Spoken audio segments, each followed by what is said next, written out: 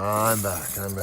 So on Saturday, I went and I saw, I didn't just see, I transitioned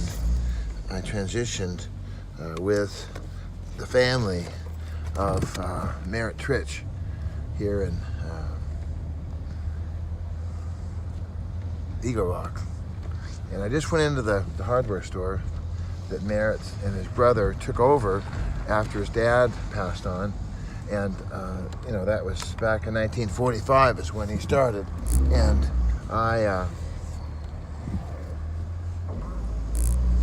trying to get out here, and folks drive so quick here, it's crazy. But we just walked in there, and it just seemed to me like it was empty. Like there was a definite space in the spirit where Merritt's absence is palatable. It's palatable. It's just Glenn and Jeff now left, and it's just a palatable missing element there, and just name of the Father, Son, the Holy Spirit. It's a deal. This weekend was really, I mentioned really packed. And yet it was just a time of service. And when I went to the reception after the service at Forest Lawn, we were at the Church of the Recessional, and I went to the service, and then it seemed to me that they had a little place for the sandwiches, and they carried food out, and I just found ways to. I just mentioned the word found. Look over there. Can you see it? It says found coffee. Found coffee. So I found ways to be of service, and I even before the breakfast yesterday, I found ways to be of service. I went out of my way, and they wanted trash cans, so I went upstairs, I went downstairs, I looked here, I looked there. We finally went outside and out to the back, and there are the 3 cans, all just heavily impacted with stuff. I mean, barely liftable. The cans were so heavy, they were barely liftable. I don't know how anybody really got them upstairs. I must have had a dolly or a crew, because it was like... So then I got them over to the trash can, and I really could barely kind of get them apart. So I just took the plastic bags out and did it that way. So right now I'm just flying by the Spirit. I just stopped by this side to the hardware store, and I didn't need a thing, but I just walked in. I just wanted to I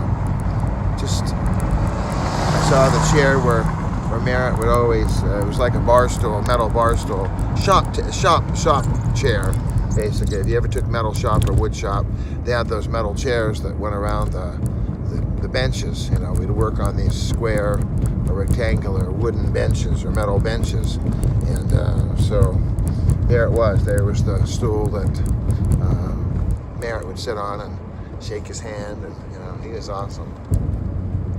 So back to yesterday. So yesterday I served breakfast, and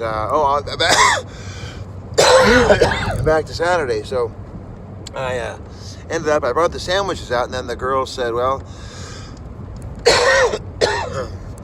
these sandwiches, they was a huge Subway sandwich. I mean, the sandwich was got to be 6 foot long. It was just crazy big. And and they cut them into like triangles, which was very interesting. And yet, even the triangles were just way too humongous. I mean, if you ever had a Subway sandwich, it's this much bread and this much meat. It's like, here's a little paper thin tissue paper slice of cheese, and here's a little whiff, a little flavor, a little bouillon of meat. But it's bread, lots of bread, and lots of mustard. We want mustard. Like this, what do I do with that bread? I take that bread right off, and it's gone. No bread for me. I think those Subway sandwiches are like the worst deal ever. I mean, they bake a loaf of bread for $10, and then it's $100. And we spent $1 on the meat, and we spent 75 cents.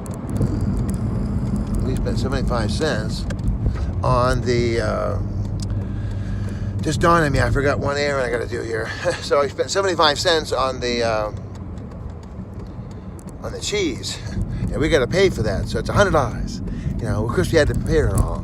We put in a lot of tomatoes and pickles and like that. So, alrighty. Well, I'm back at my next stop. I'm doing a lot of quick little stops here because I'm trying to get a lot of stuff done that, you know, I can't find my badge or my key for my club membership. So I'm going to stop by here real quick, and I'm going to tell them I lost my key and they're not probably lost, but I can't find them. So we're just going to have to order new ones, you know, because I need to have that. And I'll probably have to pay a few dollars, but oh well. That'll fix my wagon. That'll teach me not to keep stuff in my wallet. For some reason, I took it out of my wallet, took it out of my big wallet, and I put it in my, I think it's because I was wearing fancy pants, and I wore the fancy pants. I couldn't put it in my big packet of stuff, so that was the problem. So, all right.